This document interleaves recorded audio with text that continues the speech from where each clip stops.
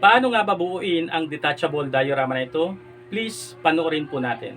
Ang diorama na ito ay i-design ko na katulad ng isang playhouse. Pwede nga itong paghiwa-hiwalayin sa 6 na bahagi para malaro ng bata. Ipapakita ko nga sa inyo kung paano siya buuin. Umpisahan natin sa living room. Isunod nga natin ang kusina para sa tamang paraan ng pagbuo. At isunod na nga natin ang kwartong nasa second floor na nasa tapat ng kusina. Para mas maganda, malinaw at makita ang detalye ng bahay, binuhay ko na rin ang kanyang mga ilaw. At isunod na natin ang master bedroom na may sariling terrace. At isunod na nga natin ang swimming pool at garahe na malapit lang sa living room. At ayan, malapit na nga siyang mabuo. At ilagay na nga natin ang entrance, ang isa sa pinakapaborito kong bahagi sa dioramang ito. At ilalagay ko na rin ang bubong kung saan ay malaki ang tulong sa akin para ma-organize yung aking mga gamit, sapagkat dito ko na ilalagay ang aking gunting, padikit at mga pangkulay. At ang pinakalas, syempre meron itong kalsada kung saan kapag lumabas na yung aking sasakyan mula doon sa garahe, meron siyang kalsadang dadaanan. May mga pathway din akong ginawa para sa gilid ng bahay na ito. Welcome po sa bahay ni Kuya Eds, tuloy po kayo. Inaanyayahan ko po kayong pasukin, bisitahin at pagmasdan ang bahay na ito. Maraming salamat pong muli sa inyong panonood. Please like and share, follow me and subscribe.